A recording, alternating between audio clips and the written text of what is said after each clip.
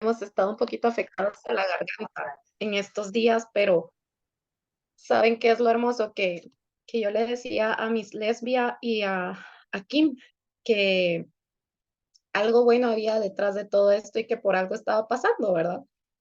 Y ¿saben qué es lo más maravilloso de todo esto? Es que en efecto quiero compartirles algo muy personal, algo que el Señor me acaba de confirmar literalmente.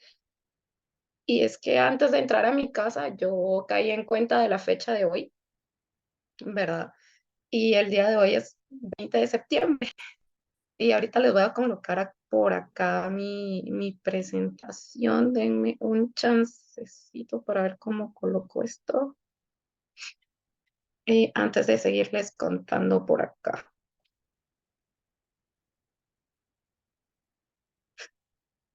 Bueno, hoy es 20 de septiembre, pero para mí no es cualquier, cualquier fecha.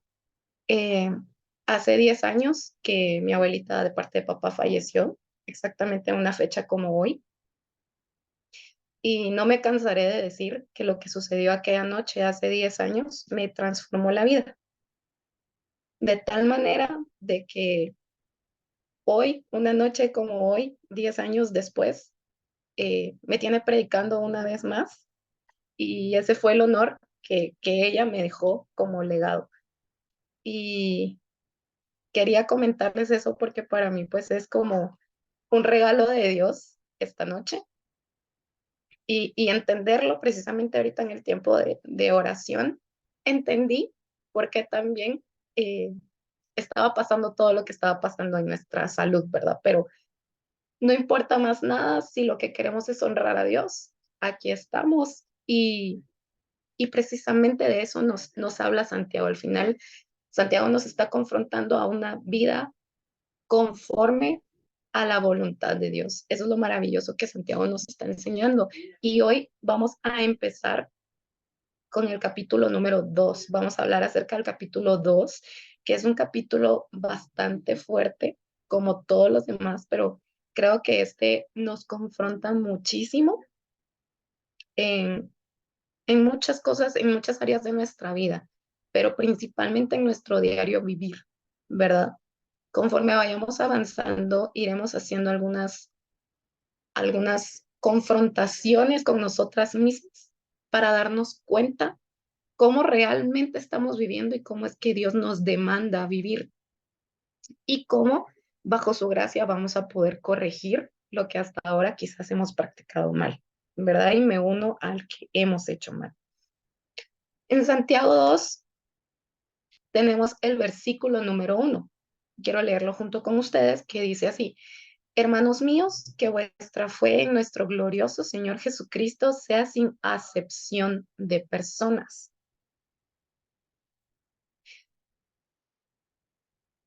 En el versículo 1 estamos tratando muy a fondo el hecho de discriminar en la iglesia, ¿verdad? En la iglesia o entre cristianos o como personas, nos pasa muchísimo. La frase hacer acepción de personas se encuentra frecuentemente en algunos pasajes bíblicos. Quiere decir obrar a favor de alguien porque es rico, influyente o popular. Los líderes ortodoxos judíos no tuvieron más remedio que admitir que Jesús no hacía acepción de personas. Esto de la acepción de personas, como lo mencionamos acá, tenemos como referencia a Lucas, Mateo y Marcos. Y la coincidencia entre estas tres referencias bíblicas es que reconocen a Jesús como una persona pura y que no discrimina a nadie, porque Él conoce las intenciones del corazón y no se deja llevar por las apariencias de cada persona, cosa que a nosotros como cristianos nos pasa, como cristianos y como humanos, lejos de la religiosidad o de nuestra fe como personas. Nos pasa mucho que nos dejamos, no me dejarán mentir, y espero que haya alguien más que se una, en, no nos, no estamos lejos de impresionarnos por lo que alguien más tiene, pero lo que alguien más tiene no tiene por qué influir en el hecho de cómo vamos a tratar a esa persona en contraste de una persona como yo, pero alguien más, que no tiene eso que la persona tiene.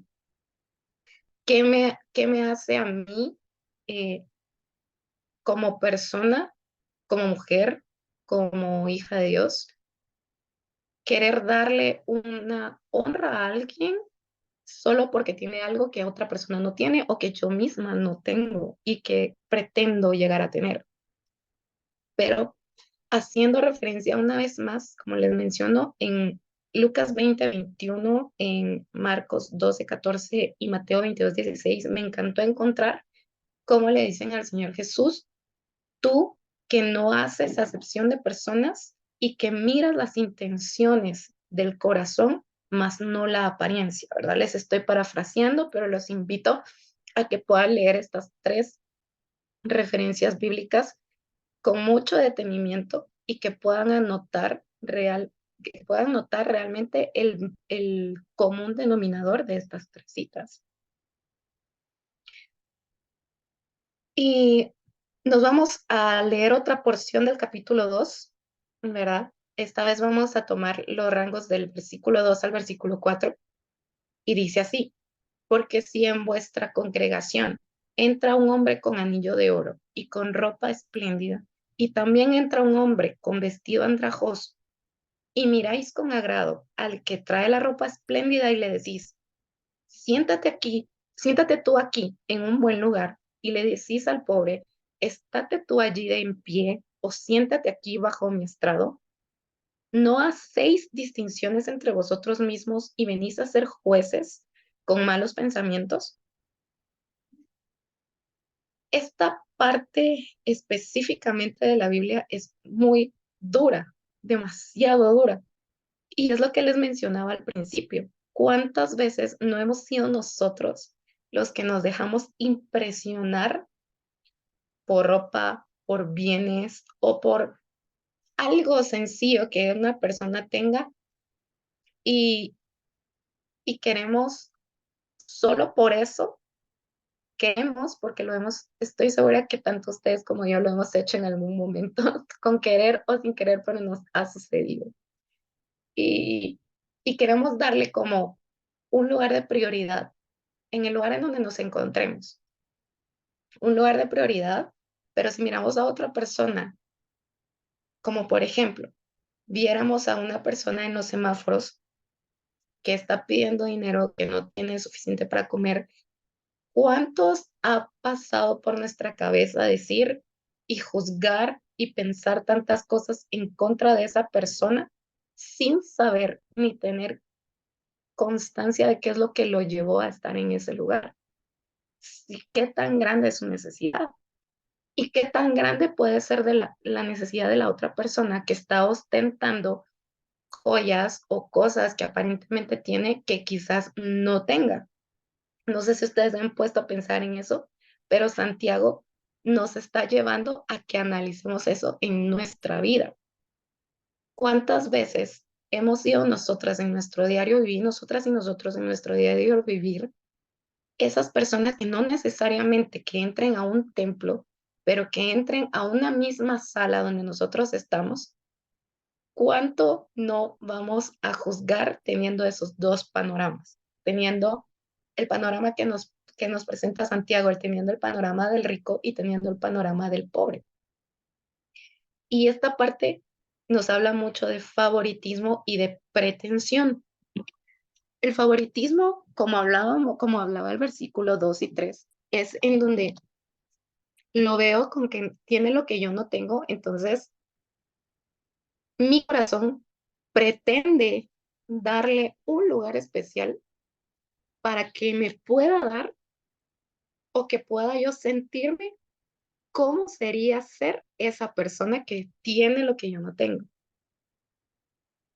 Poniendo una gráfica más, más clara, por así decirlo.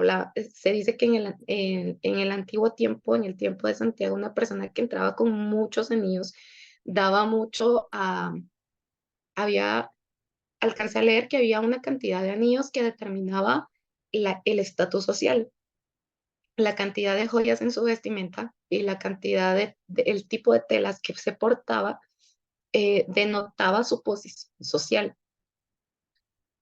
Entonces, por ende, que seamos nosotros los que en este momento nos trasladamos a, una, a una de las afueras, a una de las calles, por ejemplo, y sin cómo actuaríamos nosotros si vemos de nuestro lado izquierdo a esta persona con ropas ostentosas, que vemos que tiene cantidad de joyas, que vemos que tiene cantidad de siervos, cantidad de personas que lo atienden. Increíblemente se ve que está muy bien. Pero de nuestro lado derecho tenemos a una persona, como les decía hace un momento, tal cual como nosotros, pero muchas veces no nos vemos a nosotros mismos, sino que nos encanta ver a las demás personas. Vemos a otra persona completamente opuesto, completamente opuesto en el sentido de que su ropa está sucia, él está despeinado, él o ella está despeinado, se nota que no tiene amor propio, por lo menos, de cuidarse, de limpiarse las uñas. O sea, imaginemos el peor panorama de personas. Y te quiero dejar la siguiente pregunta. ¿Qué vas a hacer tú si fueras un líder de grupo? Si fueras un líder de, de tu iglesia. ¿Cómo actuarías tú? ¿Los vas a sentar uno al lado del otro? ¿Te vas a sentar, vas a tener tú la capacidad de sentarte en medio y tener uno a cada uno de tus costados? ¿O vas a escoger entre una de las dos personas? ¿Qué es lo que tú vas a hacer o qué es lo que tú harías actualmente? Como cristianos, no debemos hacer acepción de personas, ni debe haber diferencias de rango o prestigio. No sé qué pensaste, no sé qué habrás pensado, pero solo te quiero decir que no debemos hacer una diferencia, que nuestra posición debería ser, siéntate tú aquí a mi lado y siéntate tú también aquí a mi lado, porque ambas son personas y ambas pueden tener la misma necesidad, solo que uno puede tener más recursos que el otro, pero el vacío del corazón puede ser el mismo. Nunca lo vamos a saber si solo nos dejamos llevar por las apariencias. Y eso es lo que dice Santiago. Nosotros nos volvemos jueces sin saber lo que en realidad los llevó a esas dos personas a las puertas de nuestra casa o a las puertas de una iglesia o a las puertas de un grupo en casa. Vamos a la tercera parte del capítulo 2 y lo vamos a ver entre el versículo 5 al 7. Y dice así, hermanos míos amados, oíd, ¿no ha elegido Dios a los pobres de este mundo para que sean ricos en fe y herederos del reino que ha prometido perdón, a los que aman? Pero vosotros habéis afrentado al pobre, no os perdón, leo de nuevo. Pero vosotros habéis afrentado al pobre. No os oprimen los ricos y son ellos los mismos que os arrastran a los tribunales. ¿No blasfeman ellos el buen nombre que fue invocado sobre vosotros? Entonces imagínense, de la pregunta que les hice anteriormente, que ahora venga y pongamos a Santiago enfrente de nosotros y que nos haga estas preguntas. ¿Cómo nos vamos a sentir nosotros después de la decisión que hayamos tomado en la escena anterior? ¿Cómo nos vamos a sentir? La compasión eh, fue la característica principal del ministerio de Jesús. Él fue muy claro a lo largo de los evangelios, quedó evidencia de que su ministerio estaba enfocado para las personas más necesitadas. No estamos hablando precisamente de clases sociales, ¿verdad? Pero nos hace una referencia física o una referencia gráfica de este estatus social, y se refiere mucho a los pobres. En estas tres citas, en Lucas 4:18, nos dice, en el primer sermón de Jesús en la sinagoga de Nazaret, su proclama fue, Dios me ha ungido para que les anuncie la buena noticia a los pobres. Mateo 5:3 nos enseña la primera de las bienaventuranzas, que fue, bienaventurados los pobres en espíritu, porque suyo es el reino del cielo. Y en Lucas 6:20 vemos lo siguiente, bienaventurados vosotros los pobres, porque vuestro es el reino de Dios. ¿Qué? Hagamos una recapitulación otra vez. Estamos en el mismo salón. Nos están diciendo que no hagamos acepción de personas y nos ponen en frente a dos personas, una ostentosa a más no poder, súper elegante, radiante, como le quieran llamar, y una persona que es completamente apagada, completamente todo lo opuesto. Como les decía, la dinámica era que ustedes tomaran una decisión. ¿Cuál fue su decisión? Ahora viene Santiago y nos confronta. ¿Es que acaso no son los ricos los que no, les provocan los problemas? Les voy a parafrasear un poco. No son los ricos los que les provocan los problemas y son los pobres los que más necesitan de nuestra ayuda. Si lo traemos a la realidad, seguimos teniendo ese contexto, por así decirlo, o ese confrontamiento de claridad entre la clase alta y la clase media baja. Y como les digo, muchas veces nosotros nos hemos visto en el punto de a quién vamos a favorecer, y la Biblia no nos dice que tenemos que favorecer a nadie, nosotros tenemos que tratar por igual. Durante el ministerio de Jesús, cuando le cerraron las puertas de la sinagoga y salió a los caminos, los cerros y las costas, fue a las multitudes de hombres y mujeres corrientes a los que dirigió su mensaje. En los días de la iglesia primitiva, era a las multitudes a las que se dirigían los predicadores callejeros.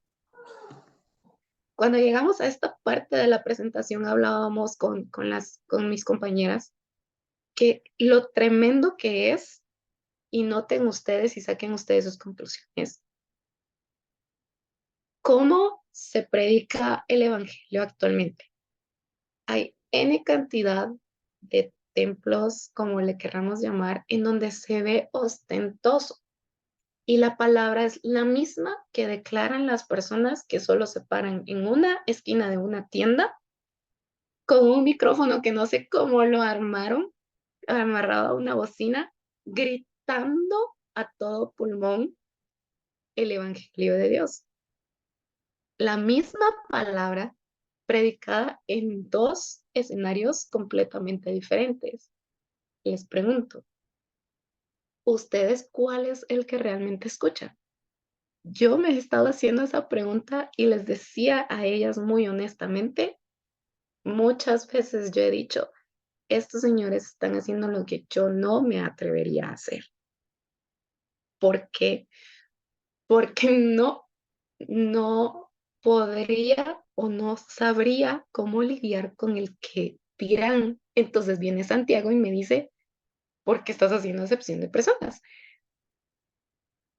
No es a quién va dirigido tu mensaje, es con qué intención estás dirigiendo el mensaje. Es de quién estás hablando, es lo mismo que te van a escuchar dentro de cuatro paredes, como lo mismo que te van a escuchar en la esquina de un semáforo, en la esquina de una tienda.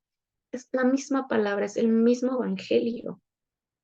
Y al final, es increíble leer cómo después de que Jesús vino, o incluso desde el tiempo que él vino, desde que su ministerio se desarrolló, él iba y caminaba grandes distancias y como lo vemos en la imagen, él se sentaba y él compartía.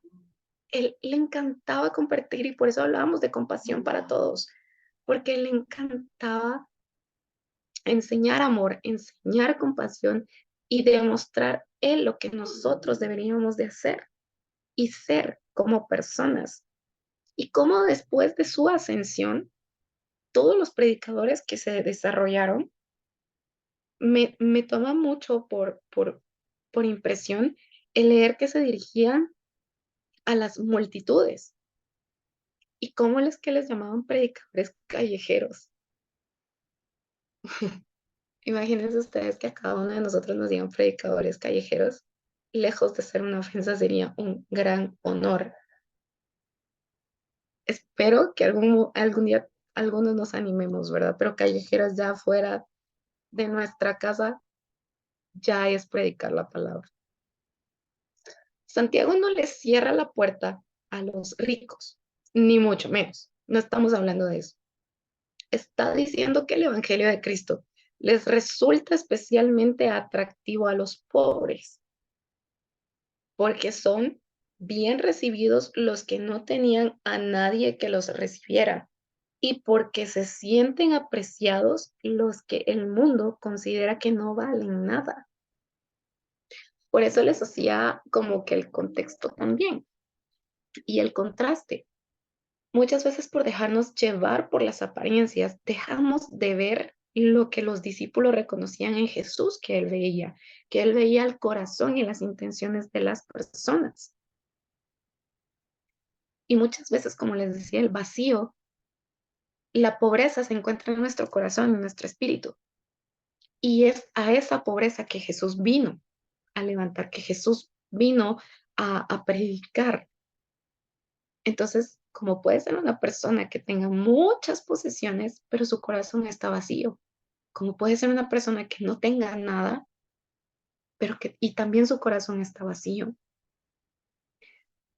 Que Dios nos permita a nosotros, como líderes, como personas, como hermanos, como mamás, que cada uno de ustedes y nosotros son, y yo soy, eh, poder identificar la necesidad correcta lejos de las apariencias. Y en ese sentido, ser como Jesús. No es la riqueza lo que condena a Santiago, sino la conducta de los ricos despiadados. Porque eran los ricos los que blasfemaban el nombre que invocan los pobres. Había una parte, cuando estaba viendo esto, en donde leía que en ese tiempo, en el tiempo de Santiago, eh, los ricos trataban muy mal a sus esclavos o a las personas que estaban a su cargo, más aún cuando se enteraban que estaban escuchando del Evangelio de Jesús. Porque, como bien lo decíamos en la diapositiva anterior, le daba el sentido de pertenencia y de propiedad a una persona que sí los acogía con amor, que en este caso era Jesús. Los que tuvieron el honor de conocerlo y escucharlo de frente, no me puedo alcanzar a imaginar la riqueza que había en su corazón después de eso. Y dejar atrás todo con tal de seguirlo y seguir escuchando eso que su corazón necesitaba. Mientras que los ricos, vemos que está muy claro como la historia del rico y el pobre en la Biblia, en donde les costaba dejar sus pertenencias para poder seguir a Jesús. Y lejos de dejarlo o de renunciar a lo mucho que tenían aparentemente para llenar realmente su corazón, trataban mal, aún más mal, a las personas que seguían a Jesús.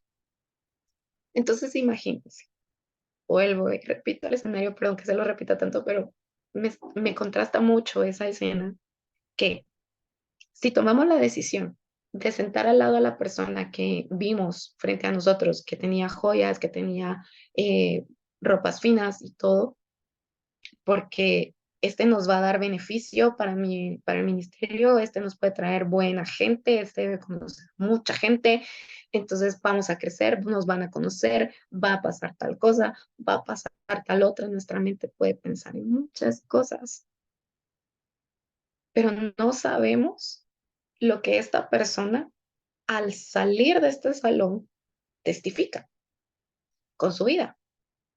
Y yo estoy pretendiendo en mi corazón que él ayude a lo que yo quiero hacer para el reino solo por su simple apariencia, cuando la verdadera riqueza la puedo encontrar del otro lado porque es una persona que necesita tanto que si yo la abrazo, es la persona que más personas va a traer porque se siente amado y se siente aceptado. Y que al salir de ese mismo salón va a ir y va a decir, hay alguien que nos acepta, hay alguien que nos ama, hay alguien que está dispuesto a aceptarnos. Vamos con otra parte de estas escrituras. Es en el versículo 8 al 11. Si en verdad cumplís la ley real conforme a la escritura, amarás a tu prójimo como a ti mismo, bien hacéis.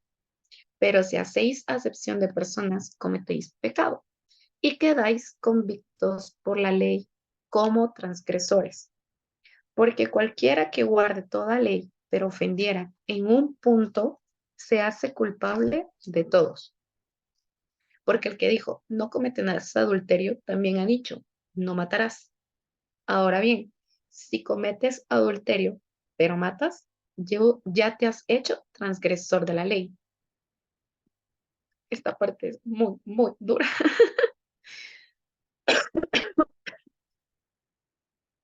Cuando tratas con desprecio al pobre, ya aclaramos que vamos a hablar de pobre y rico, no por discriminación ni nada, sino que es para mantener la figura que Santiago nos presenta. Cuando tratas con desprecio al pobre, no reflejas amor al prójimo, sino amor a la riqueza. Santiago nos llama al gran mandamiento de amar al prójimo como a nosotros mismos, con base en las enseñanzas de Jesús y que quedó establecido en la ley desde el Antiguo Testamento. Los judíos solían considerar la ley como una serie de mandamientos independientes. Habían varios dichos rabínicos, pero les quise comentar uno de ellos. Al que solo cumple una ley, se le asigna una cosa buena, se le alarga la vida y heredará la tierra. Les comentaba a las chicas que esto me enojó muchísimo leerlo, porque yo cómo cabe en la cabeza de estos líderes o de este, de este segmento de creyentes, aplicadores de la ley, decir que, por ejemplo, de los 10 mandamientos, con uno que cumplas, ya tenés vida y heredas tierra. Co- eh, si cumplís el segundo, ganas más. Si no cumplís el tercero, no importa, tu balanza todavía te da a favor porque ya ganaste dos. Con el cuarto, ok, ya empataste, entonces trata de portarte bien en el siguiente para que sigas heredando. Fallas en el quinto, mira, te equivocaste, ten cuidado. Pero, estás bien en el sexto, volvés a tener la balanza a tu favor. Entonces, el que peca empata, el que peca reza empata. Hay un dicho en la actualidad, espero haberlo mencionado bien y si no, pues espero darme a entender. El que peca y reza empata, hemos escuchado decir tal vez en algunas ocasiones, y me dio cólera leer que viene o sea, ¿desde dónde viene ese tipo de dichos? No me cabe en la cabeza pensar que si yo miento, pero oro, puedo todavía tener como a favor porque oré. Pero si yo medio amo, me estoy inclinando la balanza siempre a mi favor. O sea, si hago las cosas a medias, de todos modos tengo ganancia. No puede ser así. Mientras que Santiago veía que la totalidad de la ley era la voluntad de Dios. El quebrantar cualquiera de sus partes era infringir esa voluntad y por tanto cometer un pecado. Y en las leyes humanas es así. En las leyes humanas tú eres culpable de una ofensa y ya tienes que tener un veredicto y una justicia correcta debido a esa ofensa, o sea, ya fallaste como persona. Y es lo que dice Santiago en esta porción del capítulo 2. O sea, con uno que ofendas, con uno que no cumplas, ya sos transgresor de la ley, ya fallaste, pues. Entonces considera eso de que no podemos tener como en juego de que a medias, sino que es o no es, ¿verdad? O escogemos la justicia y la verdad que nos van a mantener en equilibrio, o escogemos estar a medias, que no nos va a traer nada bueno. Quiero dejarles esta nota mental. Puede que sea moral en sus acciones, puro en su conversación, meticuloso en su religión, pero si es rígido y antipático, intolerante y creído, eso echa a perder todas sus virtudes. Tomemos esta nota como algo personal, pegámosla, peguémosla en el espejo y con Santiago 2 de por medio, cada día que nos levantemos, cuestionémonos. Hemos sido antipáticos hoy, hemos sido rígidos, he sido intolerante, en qué momento he sido creído. Todo eso, por muy buena persona que intente ser, me resta virtudes. Y vaya si no, nosotros hemos visto en alguien más el hecho de que le admiramos muchas cosas, pero con una vez que nos conteste mal, que no sabemos ni por qué, si estaba estresado, si tenía algo, qué sé yo, pero con una vez que nos conteste mal, todo lo que tenía bueno se cae. Ustedes sabrán si es cierto o no, pero se los digo, me ha pasado muchas veces. Entonces, ¿por qué no llevarlo nosotros a pensar cuántas veces he sido yo esa persona que alguien más bota todas mis virtudes por una vez que contesté mal o que vi mal sin querer y o con querer? Vamos a esta parte del versículo 12 y 3. Así hablad y haced como los que habéis de ser juzgados por la ley de la libertad, porque juicio sin misericordia se hará con aquel que no hiciere misericordia, y la misericordia triunfa sobre el juicio.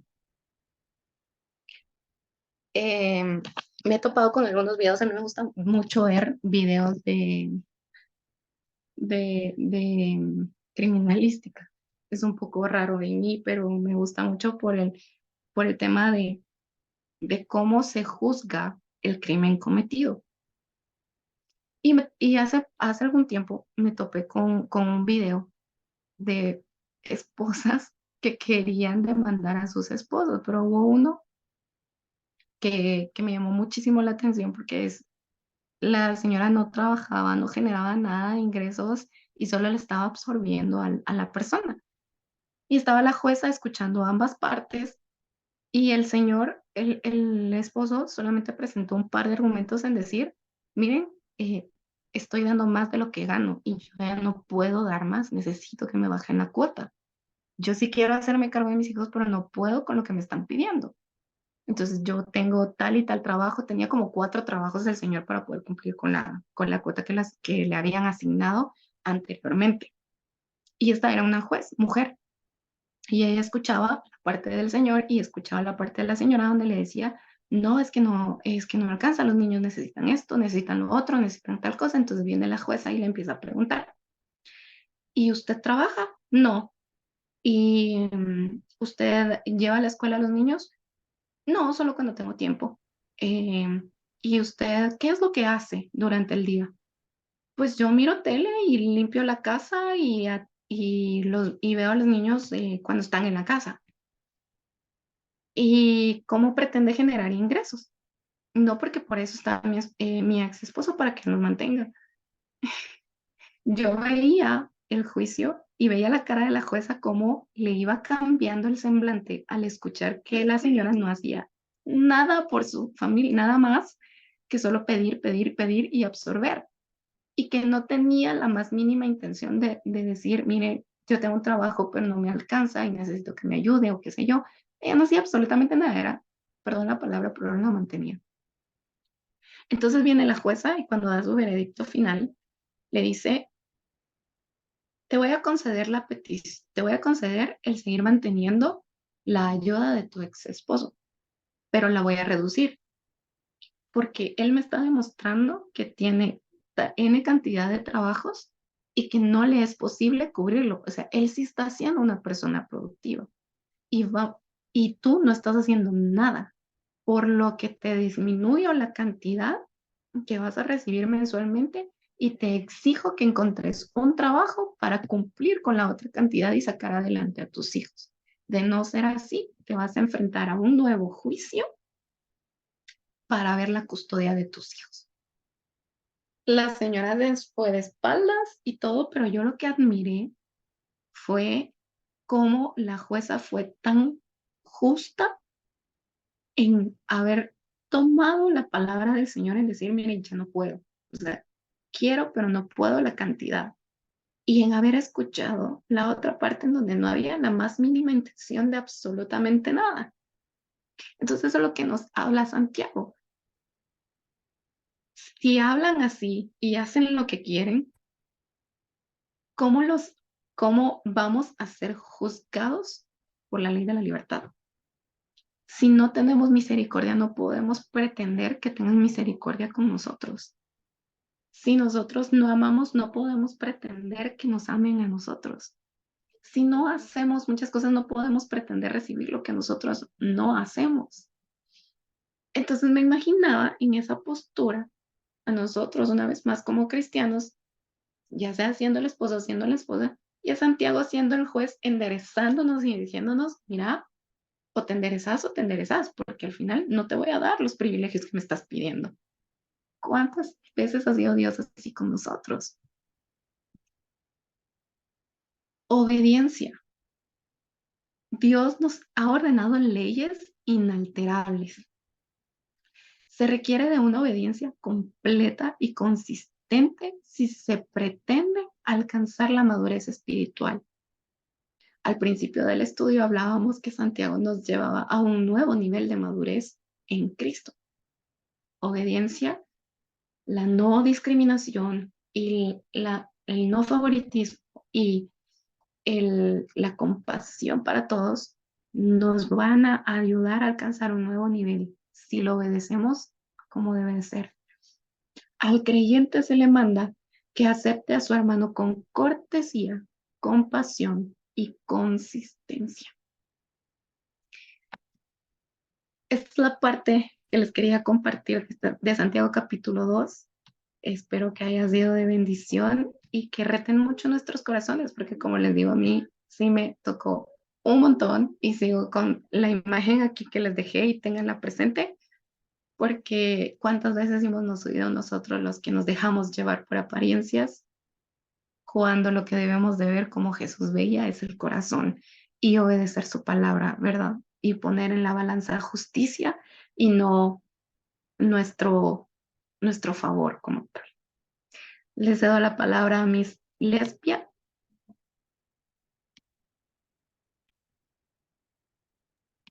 Gracias, Moni. Voy a compartir ahorita. Deme un segundo.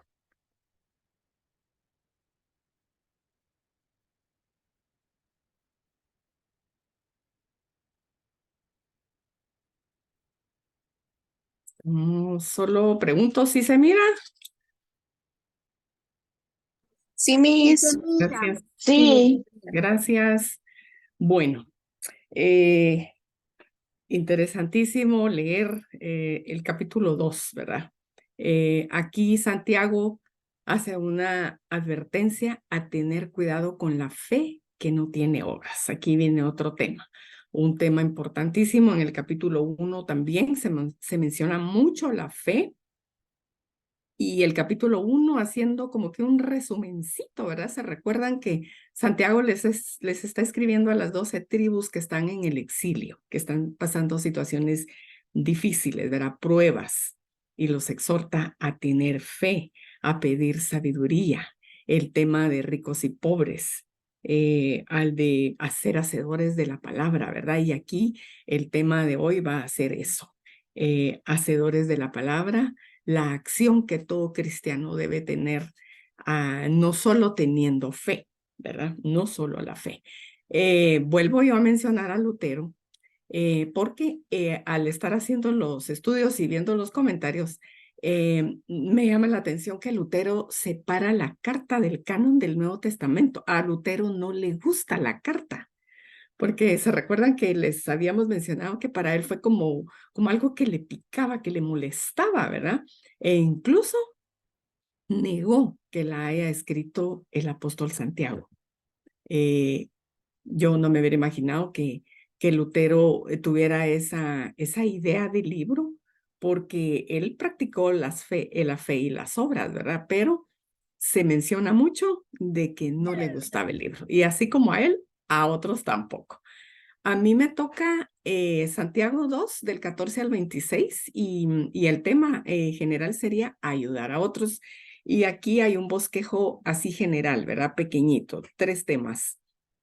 La expresión de la fe genuina, la evidencia de la fe genuina y ejemplos de la fe genuina. El ayudar a otros es el tema general, ¿verdad? De esta porción de la palabra. Por ejemplo, una fe que no sirve es aquella no va con acciones de amor. Esa se llama fe muerta y la vamos a estar mencionando. No funciona. Una fe que no tiene acción, ¿verdad? Por ejemplo, la acción comunitaria de la iglesia es la práctica de la fe. Aquí yo los animaría a que los que están en sus iglesias sirviendo, miren, hay demasiado que hacer fuera de la iglesia, no adentro, es afuera. Es afuera. Vimos cómo Moni decía que Jesús, pues, le cerraban las sinagogas, pues se iba a la calle, ¿verdad? No es que nos vamos a quedar en la casa cruzadas de brazos y en la iglesia cierran las iglesias, por ejemplo. Entonces cerran la iglesia, entonces yo no salgo porque está peligroso. No, para Jesús no fue obstáculo que le cerraran alguna sinagoga, ¿verdad? Entonces, en la acción comunitaria, miren, se puede donar tiempo, visitar ancianos, orfanatos, enseñar a leer. ¿Saben qué reto les haría a todos, incluyéndome a mí? A que organizáramos actividades ahorita que viene fin de año y tengamos un ministerio de obras para Cristo, porque la fe sin obras es muerta, no sirve, no salva. Tienen que ir juntas. Entonces, la práctica está en la calle y en la calle hay millones que necesitan de nosotros, ¿verdad? Entonces, yo les hago un reto desde ya a que hagamos algo. Metí esta foto aquí porque es tan importante a ustedes cuando nosotros llevamos a algún invitado a la iglesia o un nuevo convertido, esa ovejita que anda inocente y quiere aprender y quiere conocer del Señor. Entonces, nosotros estamos obligados a enseñarle a que crea en Dios, a que su fe crezca, a depender de la misericordia de Dios y que Él practique la fe y las obras. Y que se vayan con nosotros a donde nosotros vayamos a hacer alguna actividad. No nos olvidemos de esos nuevos convertidos que a veces llegan y no saben para dónde, ¿verdad? Yo no sabía que era malo ir a una discoteca, por ejemplo, y ahí me eché mi cigarrito y mi traguito, así como hacían los de Corintios, ¿verdad? Ellos no sabían que era malo estar con las prostitutas que bajaban cuando bajaban del templo de Apolo, ¿verdad? Y esa era la iglesia de judíos cristianos, pero no sabían que era pecado estar con las prostitutas. Y Pablo les escribe, y hasta 2 cartas les escribe, ¿verdad? Y hay supuestamente, dicen que una tercera carta extraviada según algunos comentaristas. No sabían. Entonces, al nuevo convertido, nosotras protejámoslo, eduquémoslo, ayudémoslo, disipulémoslo para que juntos vayamos, porque si son jóvenes, los jóvenes quieren hacer de todo tipo de actividades. Nosotros teníamos en un principio, antes de la pandemia, había una práctica. Yo tenía un curso que se llamaba Ministerio Práctico. Eran varios cursos de Ministerio Práctico se llama. No hay títulos si uno no hace esa práctica. Entonces, yo en toda mi vida de cristiana, nunca había visitado a prostitutas, a travestis, ese tipo de gente o gente indigente, nunca. Pero el hábito que tuvimos, que el curso nos ayudó, porque tal vez alguno de los que estamos aquí nunca hemos ido a hablarle a una prostituta, por ejemplo, en una esquina de una calle, ¿verdad? Porque, ¿qué dirá la gente, verdad? Que me estoy acercando a... Eh, hay un dicho, ¿verdad? Que dicen el que anda con la miel algo se le pega, entonces van a pensar que yo también estoy practicando. Pero el curso que yo recibí me despejó mi mente para que yo actuara. Me recuerdo que veníamos a la casa a hacer una olla de café, comprábamos panito y nos íbamos ustedes. Los chicos de la calle se saben más alabanzas que nosotros, porque ellos asisten a las iglesias que están cerca del basurero de la zona 3 especialmente, ¿verdad? Esa gente trabaja. Esos indigentes que uno mira en las calles, fíjense que trabajan, consiguen materiales plásticos desechables y se ganan sus centavitos. Y yo todo eso lo ignoraba porque yo solo en la iglesia y de la iglesia para mi grupo de gente cristiana. Y entonces, no convertidos, muy pocos, ¿verdad? Entonces mi ambiente era muy sabroso. Pero ¿qué si nos tocó ir a la calle a platicar, a preguntarles a esta gente despreciada si tenían peticiones en su corazón, si tenían algo que pedirle? Y todos tenían peticiones en sus corazones. La mayoría quería salir de la calle y no podía. La pandemia suspendió este ministerio. Entonces, yo los animo a que un día, si alguien, conocen ustedes a alguien, miren, vamos a ir a darle de comer a tal persona, vamos a ir a la línea, por ejemplo, digan sí, con prudencia, porque sí hay que ir con prudencia y con mucha precaución, pero esta carta de Santiago, por eso es que les digo yo que a Lutero le picaba, le molestaba, porque yo no quiero ir a sentir el mal olor, ¿verdad? De la gente, por ejemplo, ¿verdad? Entonces, ahorita iniciamos ya, perdón que la introducción la hice un poquito larguita, pero para entrar en el contexto, ¿verdad? El punto 1, la expresión de fe genuina. Y esa está en las citas del 14 al 17. Santiago condena una fe fingida. Esa fe donde nosotros nos comprometemos, hacemos pactos y mira, vos te prometo que yo, sí, mano, voy a dedicarme ya fines de semana a la iglesia, yo dejo drogas, dejo trago, dejo todo y voy a hacer los intentos posibles y la persona no cambia. Y nos ha pasado, conocemos gente así, que prometen, si vos te prometo, tenemos amigos que son adictos a algo, ¿verdad? Yo tengo un amigo muy querido, compañero de mi colegio, y él no puede dejar el cigarro, tiene años de fumar, no hace intentos, pero no puede porque necesita ese acompañamiento, ¿verdad? Es duro para alguien, por ejemplo, para un alcohólico, para eso es durísimo. Por ejemplo, no sé si ustedes han oído, ¿verdad? Que el ex candidato presidente Roberto Arzú, él dice que tiene 8 años de no tomar alcohol. Él era un adicto, él reconoce lo que era un borracho, perdió mucha fortuna de la que tenía, pero es muy difícil cuando alguien está en un ambiente los ambientes de trabajo, los estudios, donde está aquel grupo, aquella presión, hombre, échate solo uno, solo un trago. Yo no sé por qué la gente insiste tanto cuando uno dice no. Pues, hombre, solo échate un jalón. No sé si ustedes han oído eso, pero hay gente que trata de que la fe sea auténtica, pero es fingida y promete, hace intentos, pero la persona no cambia. ¿Quién es el único que puede cambiarlo? Jesucristo. Solo Cristo.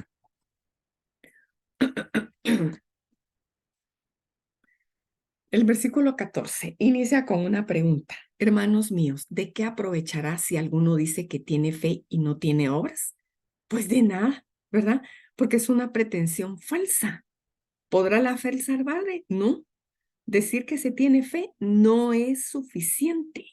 Y la fe genuina es la evidencia por medio de las obras. Por eso les digo que son las dos que van de la mano. ¿Qué pasa si nosotros vemos a un indigente? Así nos tocaba ver a nosotros. Y miren, tienen un mal olor a muchas cosas, ¿verdad? A veces a pegamento.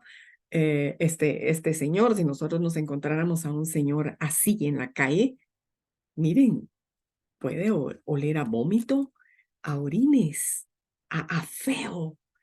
Y tal vez nosotros no le vamos a dar un abrazo porque ay no, es que yo no puedo, porque a veces tenemos prejuicios, ¿verdad?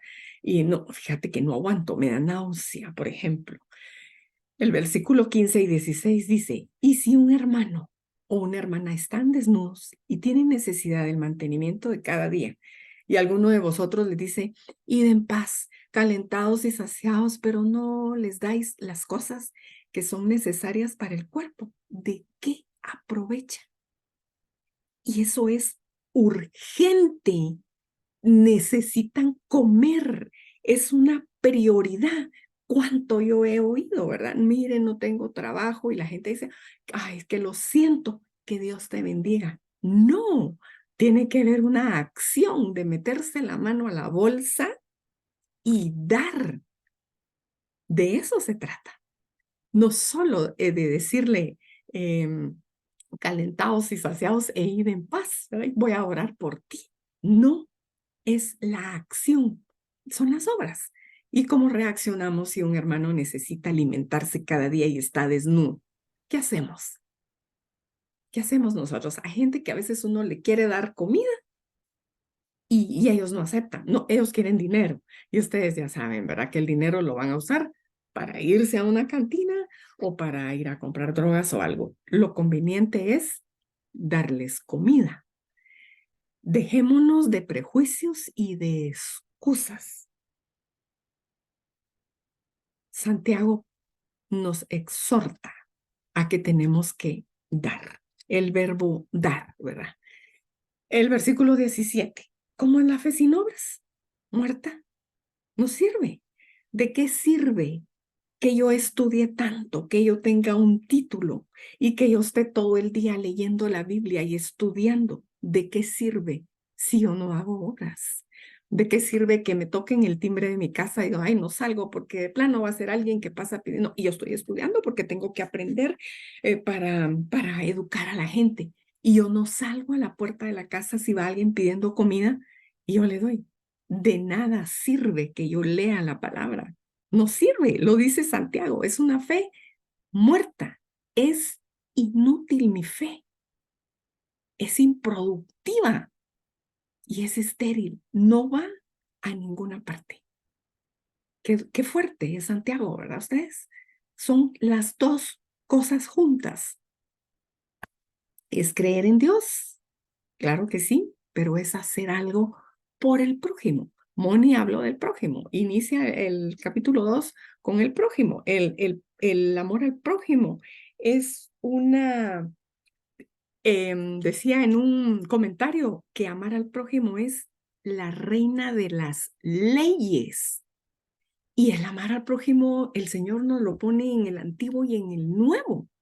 No podemos despreciar al prójimo, ¿verdad? Él amó al prójimo hasta la muerte. El punto 2 nos habla de la evidencia de la fe genuina. de los versículos 18 al 20. Este pasaje es el más castigado, criticado, porque Santiago es un libro criticado y difícil de entender históricamente también.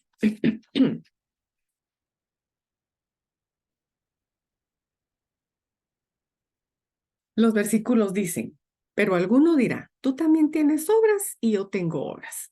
Muéstrame tu fe sin tus obras y yo te mostraré mi fe por mis obras. Es como un diálogo, ¿verdad? Donde están como que, enséñame tu fe sin obras y yo te muestro mi fe por mis obras. El 19 dice, tú crees que Dios es uno. Bien haces. También los demonios creen y tiemblan y les arde. Estaba leyendo una versión que les arde a los demonios. Satanás cree en Dios y conoce la Biblia y él conoce su futuro. ¿Sabe a dónde va a ir?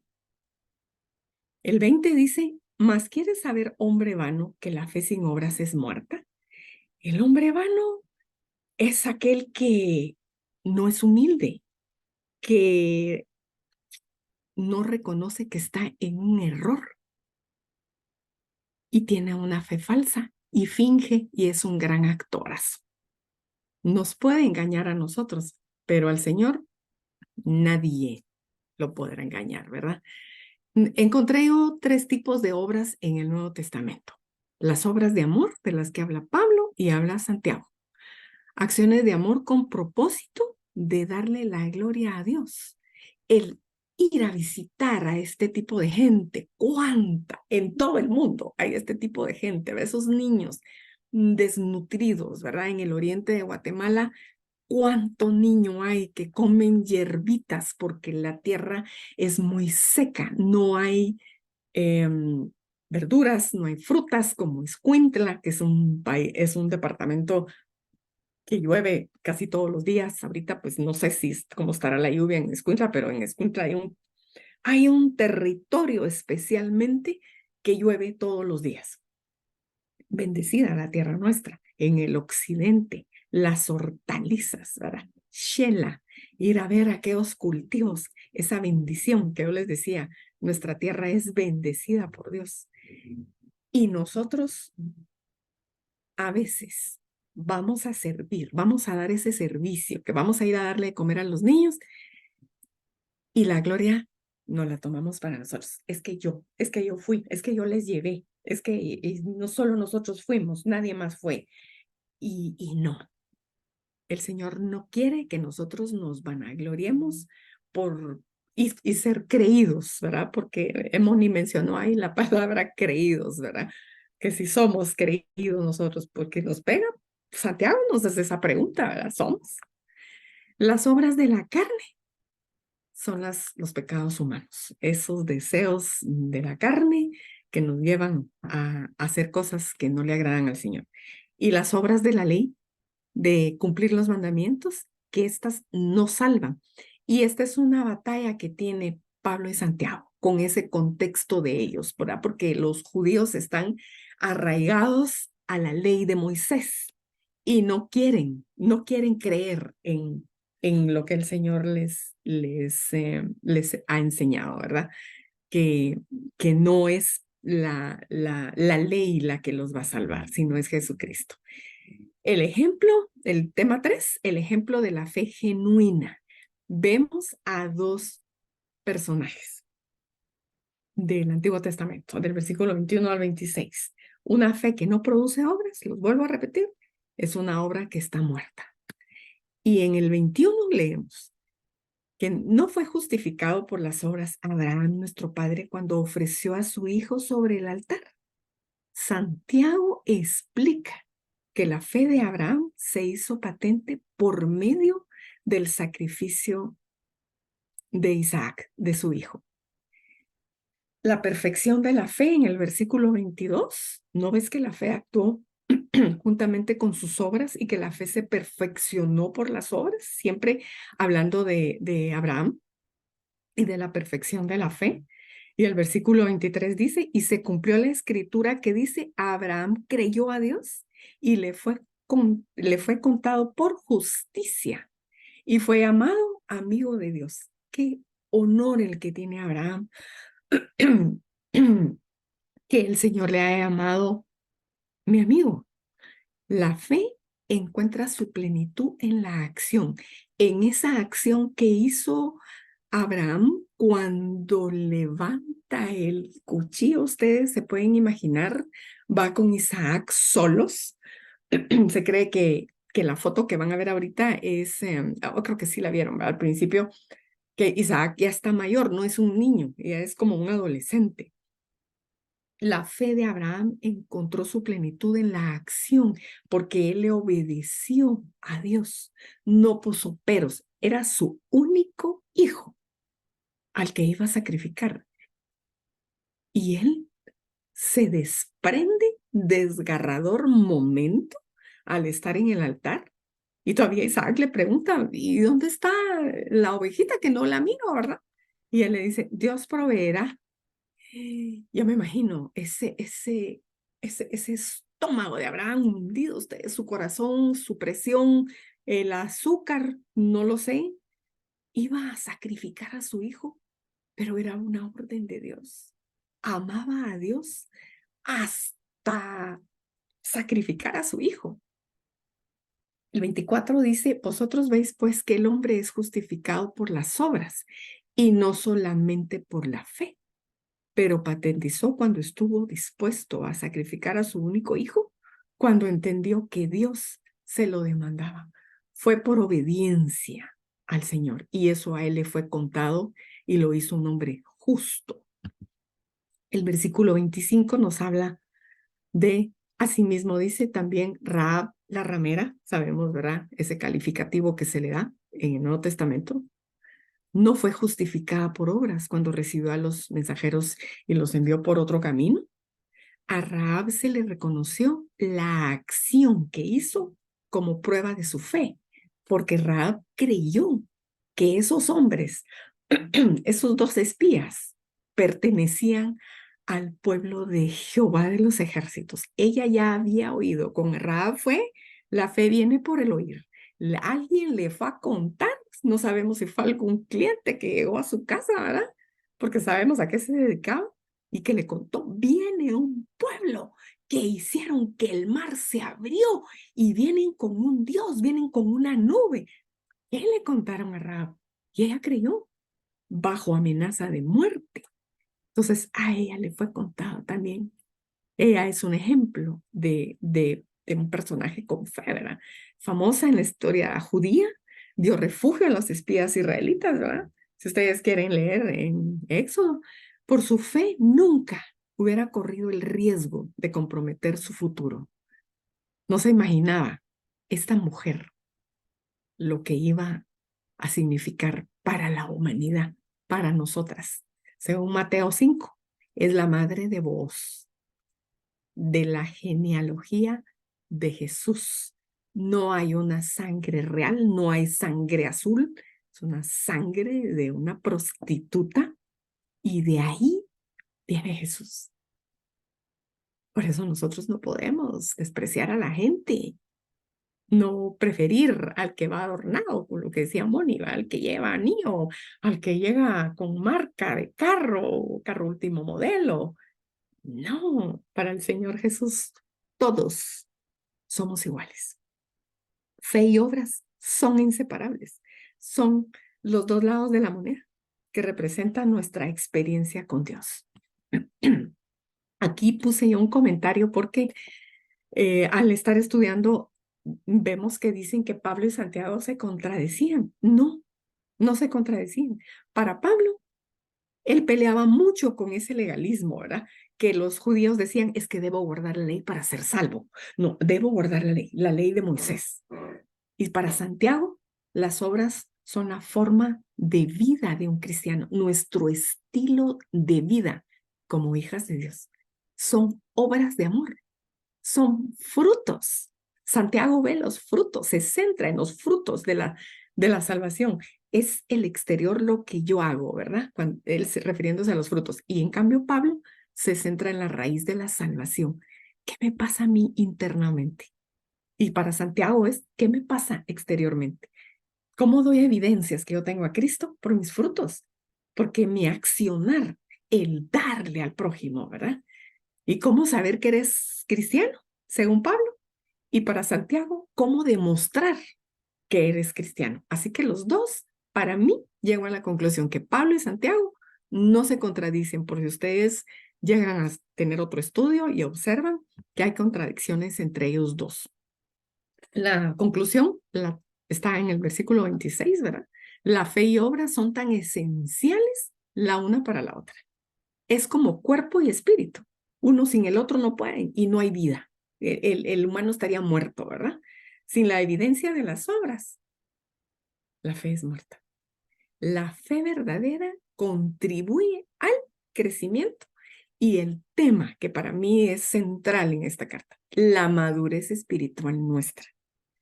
Yo sé que de hoy en adelante la madurez de ustedes crecerá. Nosotros estamos en el proceso de agradar a Dios a través de lo que hacemos todos los días. Todos estamos en ese proceso y le fallamos al Señor, ¿verdad? Prometemos y no hacemos, pero el Señor conoce nuestros corazones. El amor al prójimo es una expresión de amar, demostrando que tenemos fe viva y activa.